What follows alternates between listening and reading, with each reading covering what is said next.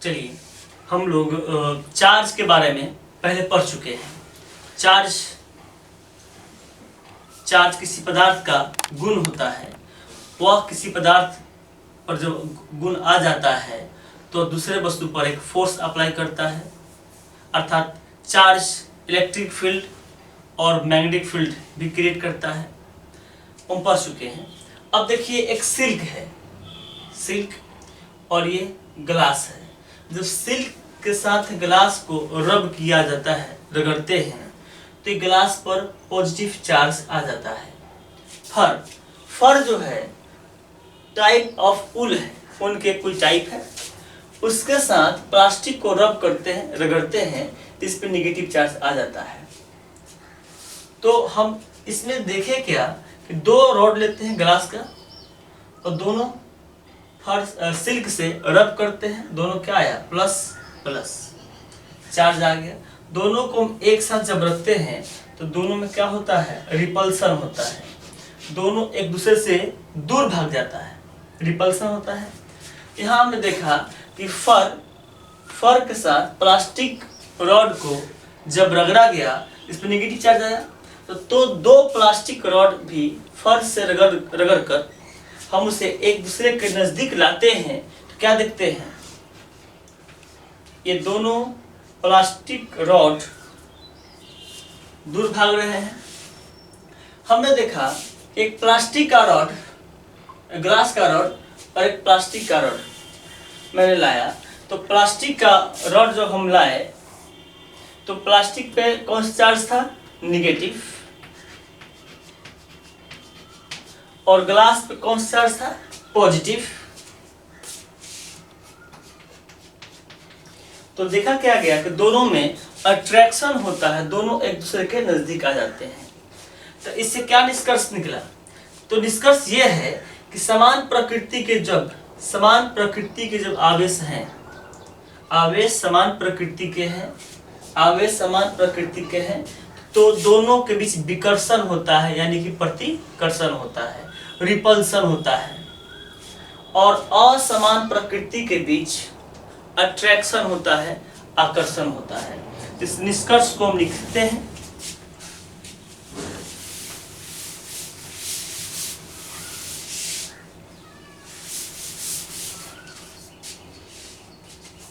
निष्कर्ष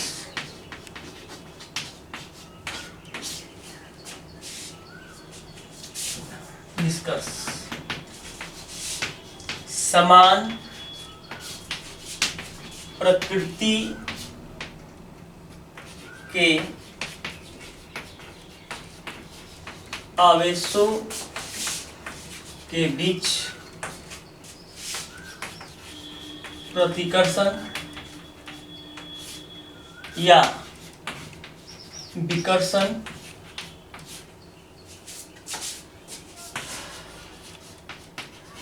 रिपल्सन होता है।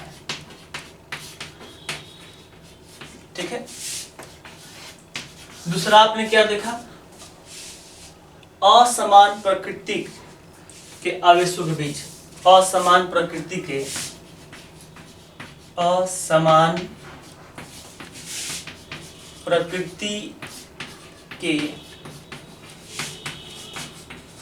आवेशों के बीच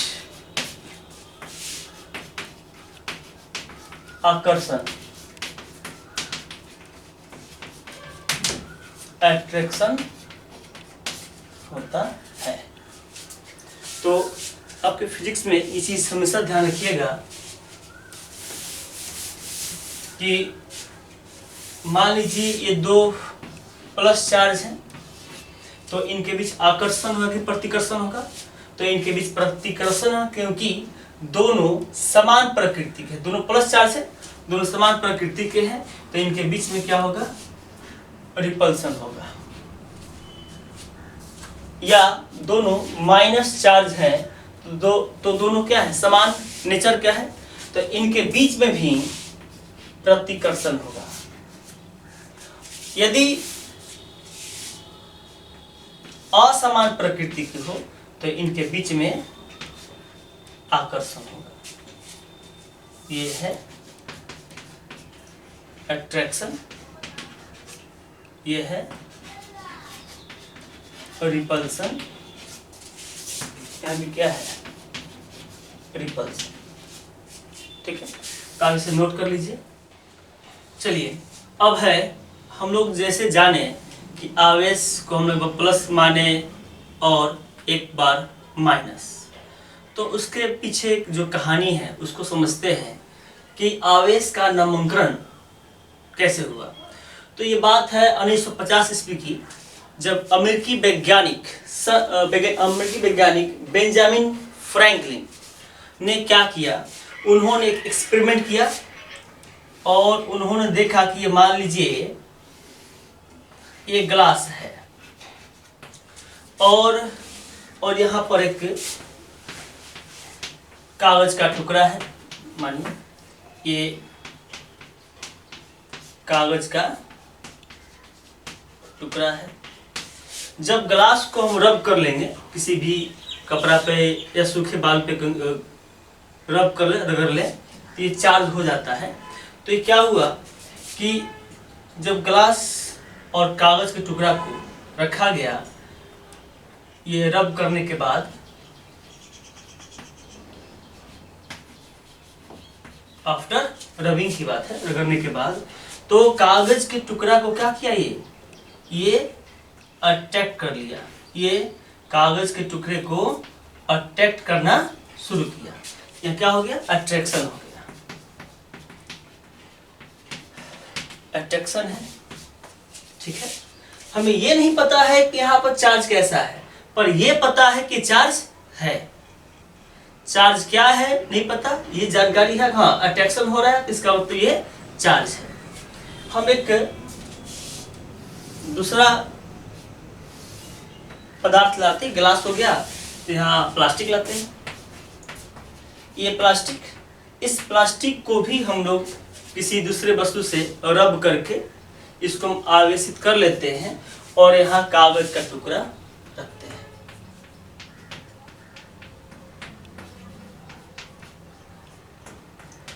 कागज का टुकड़ा, ये कागज के टुकड़े को क्या करेगा, अटैक करेगा, कि कागज के टुकड़े को अटैक कर लेगा, अटैक कर लेगा। तो यहां भी क्या होगा, अट्रैक्शन होगा। अब हम क्या करते हैं, ग्लास और प्लास्टिक दोनों रॉड को हम एक साथ पकड़ लेते हैं और फिर कागज के टुकड़ा को के पास ले जाते हैं। तो यह और ताकत से खींचना चाहिए, देखते हैं क्या होता है। अब हम देखते हैं, यह है ग्लास, ये है प्लास्टिक और यहाँ है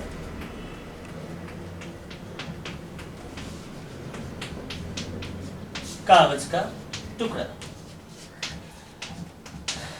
तो हम लोग क्या अंदाजा लगाए, क्या सोच रहे हैं कि ये ग्लास का रॉड रगड़ने के बाद चार्ज हो जाता है और कागज के टुकड़े के पास ले जाते हैं, तो कागज के टुकड़ा को अटैक करता है। ठीक है, एक हम लोग प्लास्टिक को रब करने के बाद, आफ्टर रबिंग मतलब घर्षण करने के बाद मैं कागज के टुकड़े पास ले जाता हूँ, तो कागज के टुकड़ा भी क्या होता है, सब कागज के टुकड़ा भी क्या होता है, आपस में अटैक कर जाता है।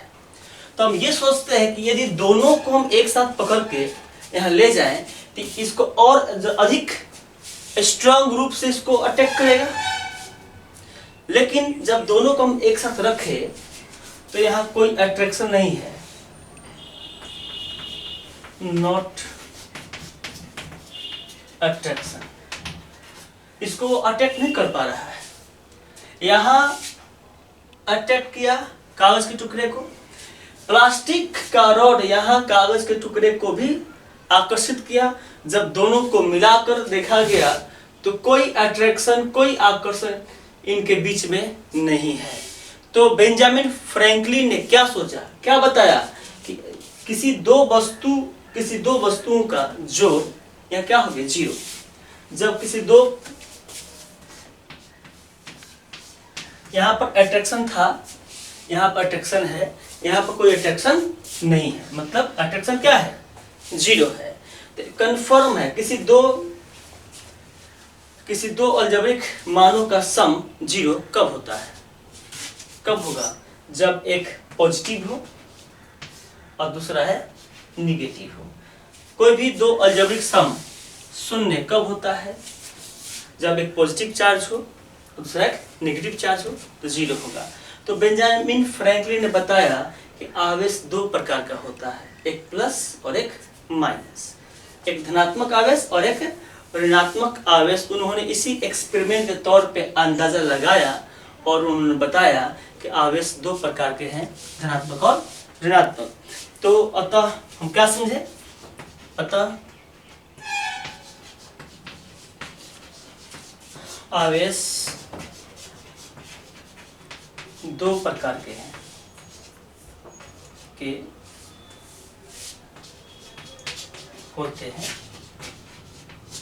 पहला धनात्मक आवेश,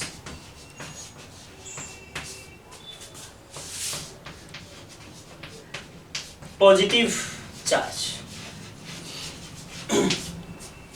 दूसरा ऋणात्मक आवेश।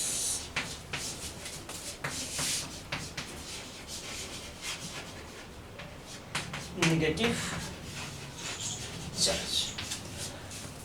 तो बेंजामिन फ्रैंकलिन ने आवेश का नामकरण किया और कौन से कॉन्सेप्ट पर किया, ये आपके सामने है, इस नोट कर। चलिए, हम लोगों ने देखा कि जब दो वस्तुओं को आपस में रगड़ते हैं, रगड़ते हैं, तो किसी पर पॉजिटिव चार्ज और किसी पर नेगेटिव चार्ज होता है। ये पता करना कि कौन से वस्तु पर पॉजिटिव चार्ज और कौन से वस्तु पर नेगेटिव चार्ज है, इस बात को पता करने के लिए एक डिवाइस के बारे में हमको जानना है। उस डिवाइस का नाम है इलेक्ट्रोस्टैटिक स्कोप। इलेक्ट्रोस्टैटिक स्कोप से हम बता सकते हैं कि कौन से बॉडी पर पॉजिटिव चार्ज है और कौन से बॉडी पर नेगेटिव चार्ज है।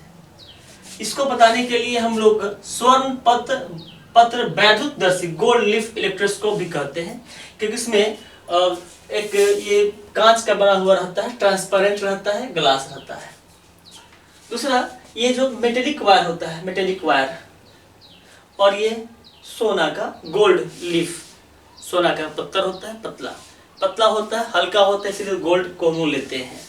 और यहाँ पर हम लोग जिस बॉडी के बारे में पता करना है कि बॉडी पॉजिटिव है या नेगेटिव है, इसको इस इंस्ट्रूमेंट, इस डिवाइस के द्वारा हम बता सकते हैं कि इस बॉडी में पॉजिटिव चार्ज आया है या नेगेटिव आया है। इसके लिए पढ़ने के लिए हमको कुछ और जानकारी होनी चाहिए। जैसे हम पढ़ेंगे, कुछ और बातें पढ़ लेंगे, तो हम इलेक्ट्रोस्टैटिक्स स्कोप की बनावट, कार्यविधि, वर्किंग, ये कैसे वर्क करता है, इसके बारे में पढ़ेंगे। अभी आप सिर्फ इसका नाम जानिए कि इसका काम क्या है, इसका वर्क क्या है। इसका सिर्फ वर्क है ये बताना कि जब दो वस्तु को रगड़ेंगे, दो वस्तु को आपस में रगड़ेंगे, तो एक वस्तु पॉजिटिव और दूसरी वस्तु नेगेटिव होगा। कौन सी वस्तु पॉजिटिव होगा और कौन सी वस्तु नेगेटिव होगा, इस बात का जानकारी इस डिवाइस के द्वारा मिलता है। इसी डिवाइस के एक्सपेरिमेंट के तौर पे हम लोग सीरीज बनाते हैं, इलेक्ट्रोस्टैटिक सीरीज। कभी कभार ऑब्जेक्टिव में पूछ देता है। तो एक सीरीज बनाया गया, ऐसे देख लीजिए, ग्लास है, फोरानेल है, ऊल है, सिल्क है, मेटल है, रबर है, वैक्स, प्लास्टिक, सल्फर और भी मटेरियल है। हम बस इसी नौ पे चर्चा करते हैं।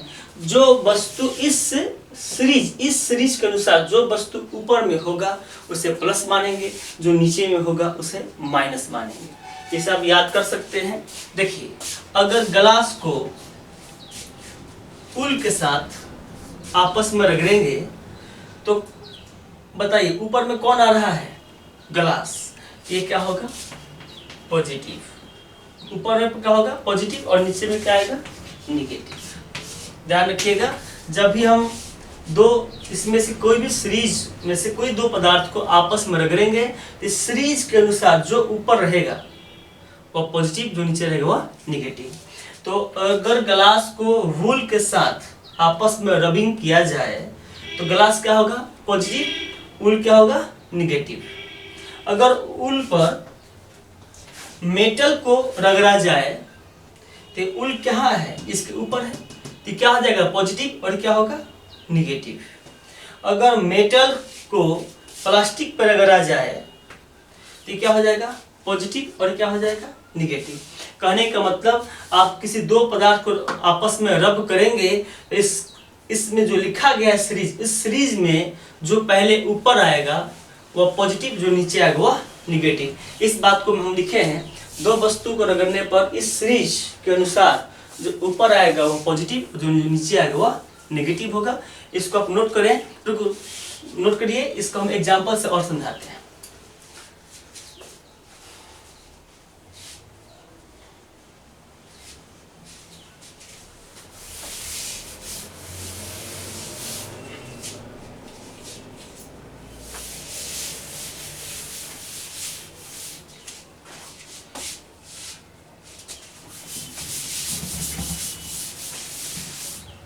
जैसे ग्लास एंड वूल को आपस में रगड़ा जाए तो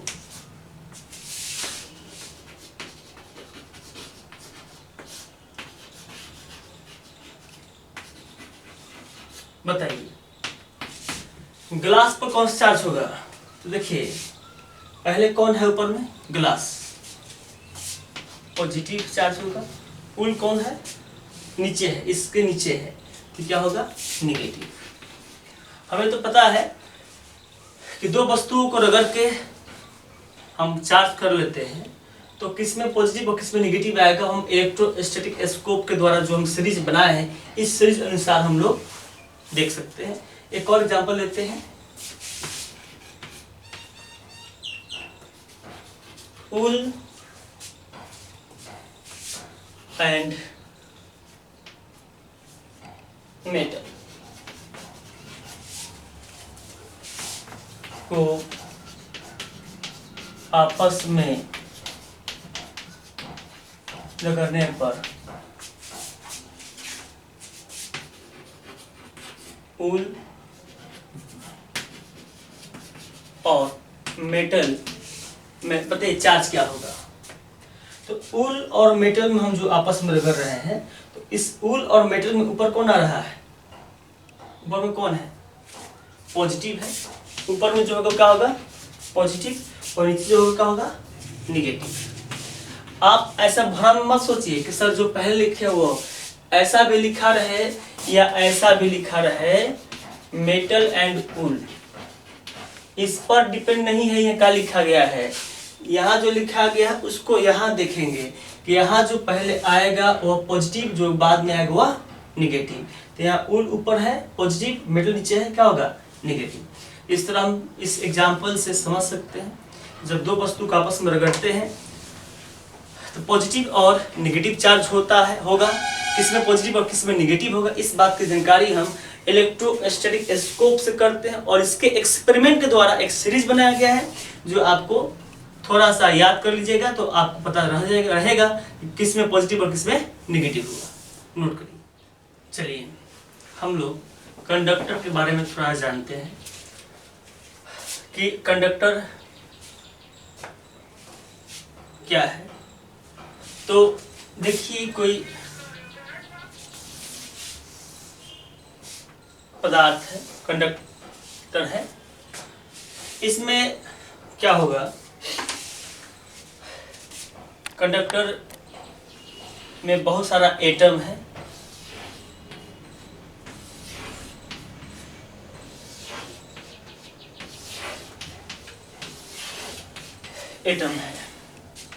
इसमें यहाँ इलेक्ट्रॉन है, एटम के बाहर इलेक्ट्रॉन रहता है। अब ये कंडक्टर है, अगर हम इसको पॉजिटिव और इसे निगेटिव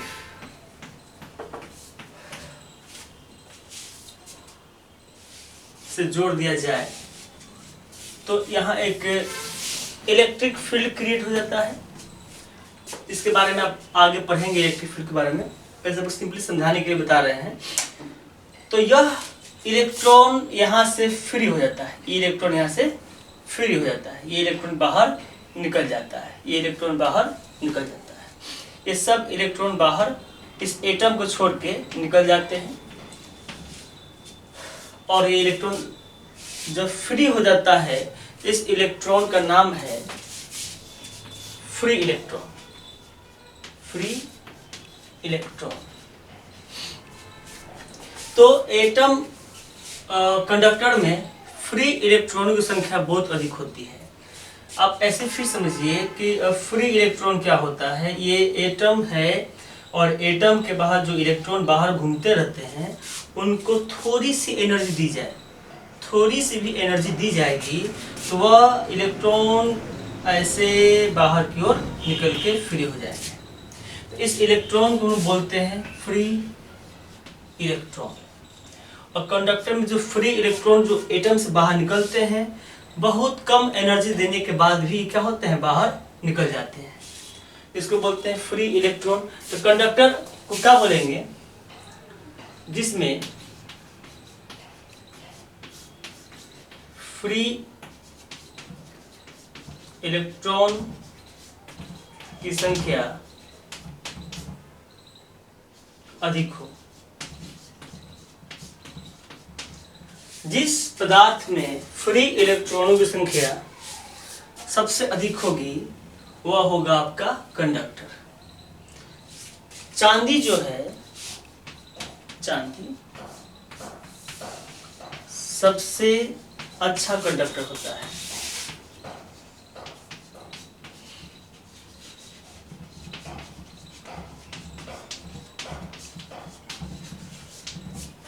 लोहा, चांदी, बहुत सारी चीज हैं जो कंडक्टर हो सकते हैं।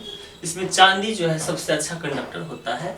इसमें फ्री इलेक्ट्रॉन की संख्या बहुत अधिक होती है। अच्छा, दूसरा है आयोनिक सॉल्यूशन। तो आयोनिक सॉल्यूशन में क्या होता है, यह भी एक कंडक्टर बन जाता है। ये भी कंडक्टर है। जैसे देखो यहाँ पर एक लिक्विड है। इस लिक्विड में हम लोग NaCl डालते हैं। NaCl डालेंगे तो Na+ और Cl- ये टूट के क्या हो गया, ये Na+ और Cl- हो गया। तो यहाँ भी एक इलेक्ट्रिक फील्ड बन जाएगा और यहाँ पर चार्ज फ्लो शुरू हो जाएगा। तो ये भी क्या है, तुम्हारा कंडक्टर है आयनिक सॉल्यूशन के रूप में।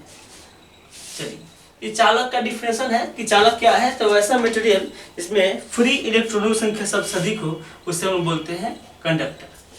अब है मेटल, इंसुलेटर, कुचालक।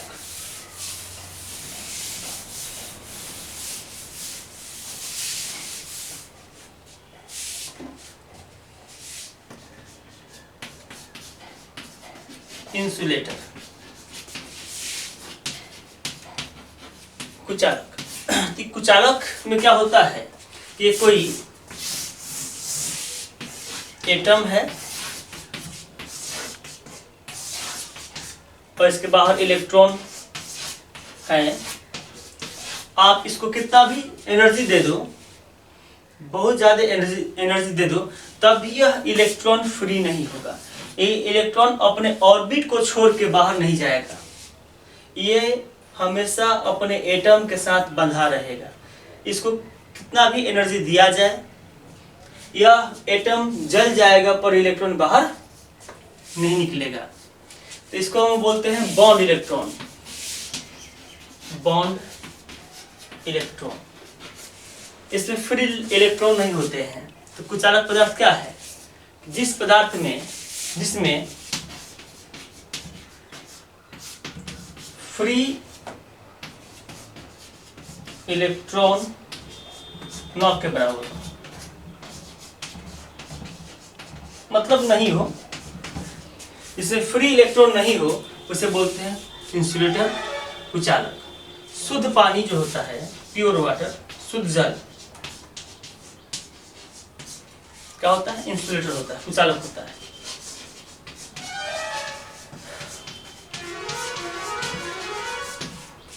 शुद्ध जल कुचालक होता है। प्लास्टिक, रबर, ये सब क्या है? कुचालक होते हैं। यहाँ उसको तो आपको पता ही है, लेकिन शुद्ध जल इंसुलेटर होता है, ये आपको नहीं पता, से मैं लिख दिया कि शुद्ध जल भी क्या होता है? कुचालक पदार्थ होता है। और भी होते हैं, आप सुन सकते हैं, रबर है, कांच है, प्लास्टिक, ये सब क्या है? इंसुलेटर है। ठीक है, तो आप यहाँ समझ गए कि बॉन्ड इलेक्ट्रॉन और फ्री इलेक्ट्रॉन क्या होता है। तो किसी एटम के बाहर इलेक्ट्रॉन घूमता है, उसके पास थोड़ी सी भी एनर्जी दी जाए, और सबसे कम एनर्जी होता है हीट एनर्जी। अगर उसको हीट एनर्जी दी जाए तो वह इलेक्ट्रॉन एटम को छोड़ के बाहर चल जाता है, उसे बोलते हैं फ्री इलेक्ट्रॉन। और वह फ्री इलेक्ट्रॉन कंडक्टर में बहुत ज़्यादा पाया जाता है। उसी फ्री इलेक्ट्रॉन की वजह से कंडक्टर में करंट का प्रवाह होता है। और एक होता है बॉन्ड इलेक्ट्रॉन। किसी एटम के बाहर जो इलेक्ट्रॉन घूमता है, उसको कितना भी हीट एनर्जी दो, वह अपने एटम को छोड़ के नहीं जाएगा। भले वो पदार्थ जल जाए, पर वो एटम को छोड़ के नहीं जाएगा, उसको बोलते हैं बॉन्ड इलेक्ट्रॉन। वहाँ फ्री इलेक्ट्रॉन का, इंसुलेटर में फ्री इलेक्ट्रॉन नहीं होते हैं, तो उसको हम बोलते हैं कुचालक है, वो उसमें करंट फ्लो नहीं हो सकता है। ठीक है, तो नोट कर लिए। चलिए कुछ इम्पोर्टेंट बात है, कुछ बेसिक चीज़ें हैं जो आपको आगे के थ्योरम को, आगे की पढ़ाई को समझने में बेस्ट काम आएगा, बेहतर काम आएगा।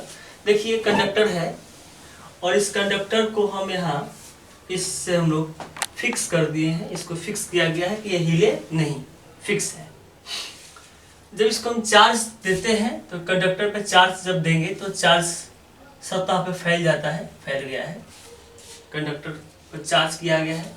जैसे ही यहाँ हम प्लस चार्ज लाते हैं इस कंडक्टर के सामने, तो ये प्लस और प्लस में क्या होगा? रिपल्सन होगा, समान प्रकृति का रिपल्सन होगा। तो ये प्लस चार्ज और ये प्लस चार्ज सड़क के दूर भागेंगे, ऐसे हो जाएंगे। ये सारे के सारे पॉजिटिव इधर और सारे के सारे पॉजिटिव चार्ज इधर भाग जाएंगे। तो कैसा हो जाएगा? इधर से चार्ज भाग के इधर जाएगा, तो यहाँ पर इसकी डेंसिटी बढ़ जाएगी। यानी कि यहाँ देखिए, यहाँ पर कोई सब चार्ज इधर चल गया और यहाँ पे क्या हो गया? यहाँ चार्ज आ गया। तो इससे क्या स्पष्ट है कि कंडक्टर पर हम जो चार्ज देते हैं, तो कंडक्टर पे चार्ज देंगे तो चार्ज कंडक्टर पर फैलता है, चलता है, मूव करता है। कंडक्टर पे जब चार्ज दिया जाएगा तो वह चार्ज मूव करता है। ये बात लिखा गया कि conductor which allows charge to move, यानी कि कंडक्टर पर आवेश देने पर आवेश मूव करता है। लेकिन इंसुलेटर की बात करते हैं। वो देखिए, इंसुलेटर को रब करने के बाद ये सब पॉजिटिव चार्ज पे है, ठीक है। इसको फिक्स कर दिया गया ताकि ये कंडक्टर मूव न करे, इंसुलेटर बॉडी ये मूव न करे, हिले नहीं, ये फिक्स किया गया है। जब यह प्लस लाते हैं चार्ज, तो ये मूव नहीं करता है, यह जस का तस रहता है। तो इसके बाद क्या देखिए क्या हुआ, ये जो प्लस है पहले से है, मैं एक पॉजिटिव चार्ज लाता हूँ उसके नज़दीक में, तो यहाँ पर कोई इफेक्ट नहीं दिखता है, ये चार्ज जैसे हैं वैसे ही रहते हैं। तो यहाँ क्या होगा, तो हमने क्या देखा कि इंसुलेटर पर जब चार्ज देते हैं तो जहाँ चार्ज देंगे वह चार्ज वहीं पर ठहर जाता है, वो मूव नहीं करता है। लिखा गया है इंसुलेटर में does not allow charge to move. मेरे कहने का मतलब है कि अगर कंडक्टर पे हम चार्ज यहाँ देते हैं, अगर कंडक्टर पे चार्ज यहाँ देते हैं तो ये चार्ज मूव करके फैल जाता है, सतह पर हर जगह फैल जाता है। लेकिन इंसुलेटर में क्या होगा कि अगर इंसुलेटर है कुचालक पदार्थ, जहाँ चार्ज देंगे वह चार्ज वहीं पर रुक जाता है, वो फैलता नहीं है। यही आपको इस एक्सपेरिमेंट से, ऑब्जर्वेशन से मिला। आप याद रखेंगे, फिर से सुनिए कि कंडक्टर पे अगर हम चार्ज देंगे तो चार्ज कंडक्टर वो फैल जाता है। लेकिन कुचालक पे चार्ज देते हैं, जिस पॉइंट पर जिस स्थान पे चार्ज देंगे वह चार्ज वहीं पर ठहर जाता है, फैलता कहीं नहीं है। ठीक है, नोट करिए।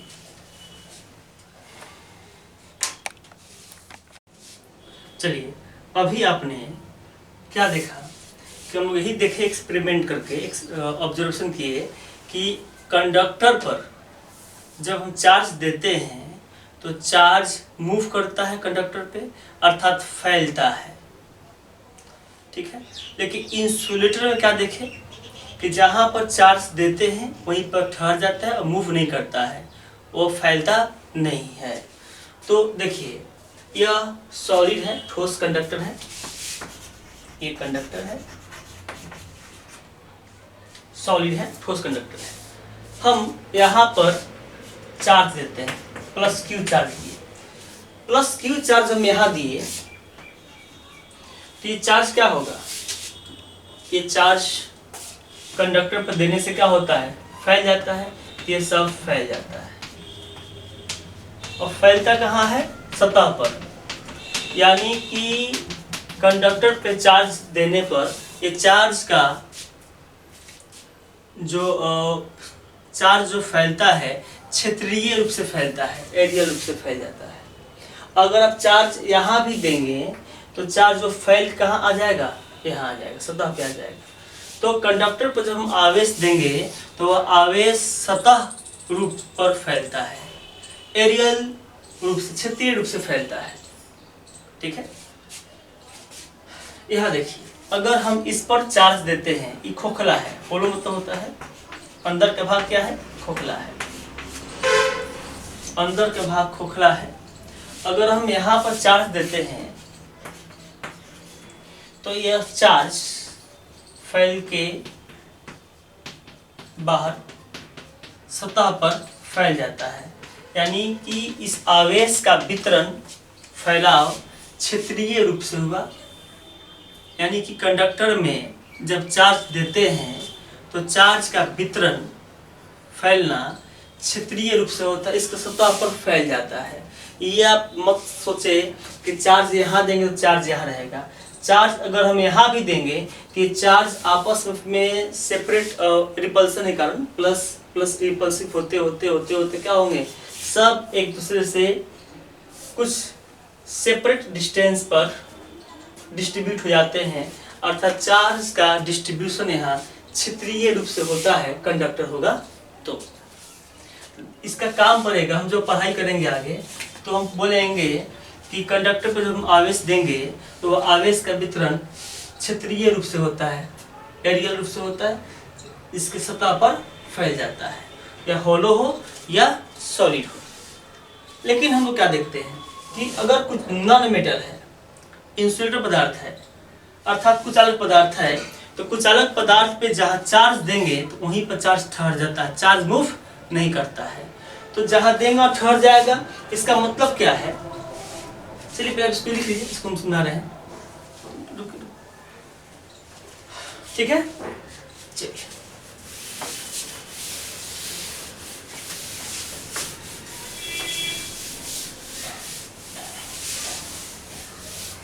देखिए कि हम एक लेते हैं इंसुलेटर, ये क्या है आपका,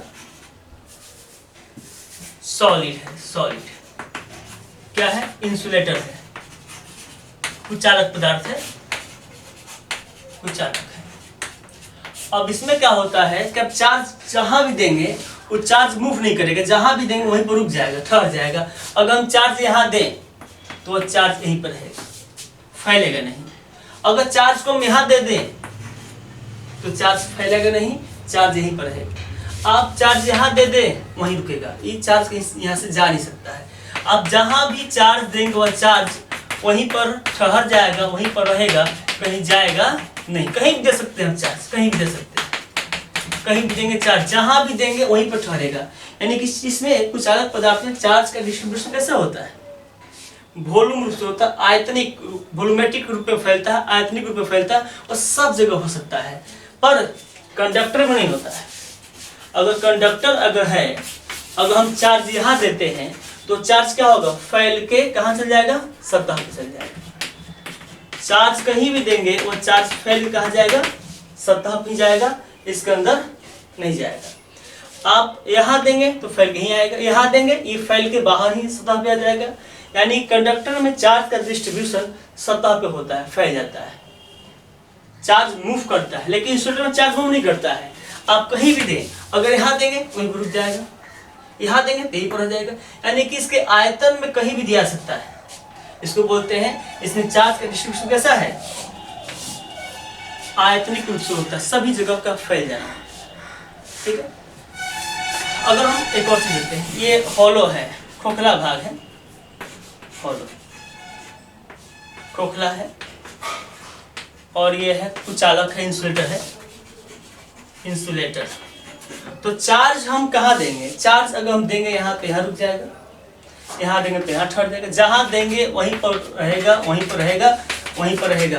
लेकिन इसके चार्ज इसके अंदर नहीं रहेगा। क्यों? क्योंकि अंदर के भाग क्या है, खोखला है, अंदर कोई पदार्थ है नहीं। और चार्ज कहाँ दिया जाता है, पदार्थ पर, तो अंदर तो कुछ है नहीं, खोखला भाग है, तो मैं चार्ज अंदर जा ही नहीं सकता है। देखिए, जब सॉलिड होगा तो कुचालक कैसे होते हैं, सॉलिड में चार्ज आयतनिक रूप से होता है, आयतनिक रूप में डिस्ट्रीब्यूट होता है। ठीक है। लेकिन यहाँ क्या होगा, कुचालक है तो भी यहाँ पर क्या होगा, चार्ज का डिस्ट्रीब्यूशन, यहाँ चार्ज एरियल फॉर्म में होगा, एरियल फॉर्म डिस्ट्रीब्यूशन होगा।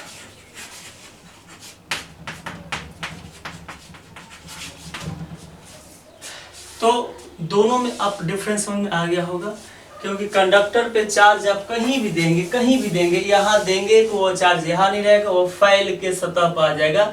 इसमें सिर्फ और सिर्फ क्या होगा, एरियल ही होगा। लेकिन इंसुलेटर में चार्ज जहाँ देंगे, कहीं भी देंगे, वहीं पर रुका रहेगा। यानी कि किसी भी स्पेस में यहाँ दिया जा सकता है, लेकिन आयतन में हो सकता है, आयतनिक फॉर्म में होगा। सॉलिड होगा तो चार्ज सॉलिड, खोखला है, यहाँ खोखला भाग में चार्ज अंदर खोखला है, तो बहुत कोई वस्तु तो है नहीं, कोई मेटेरियल तो है नहीं, तो वहाँ तो चार्ज कहीं भी नहीं दिया जा सकता है। तो फिर चार्ज का डिस्ट्रीब्यूशन कहाँ होगा, यहाँ एरियल फॉर्म में होगा। तो याद रखिएगा, परीक्षा में ऑब्जेक्टिव पूछा जा सकता है। ऑब्जेक्टिव पूछा जाएगा कि कंडक्टर में जब कंडक्टर पर आवेश दिया जाता है तो चार्ज आवेश का वितरण क्षेत्रीय रूप से होता है। कुचालक में आवेश का वितरण आयतनिक रूप से होता है, पर कुचालक में खोखला भाग हो तो उसमें आवेश का वितरण क्षेत्रीय रूप से होता है। तो ये आपको समझ के लिख लीजिए, नोट करिए।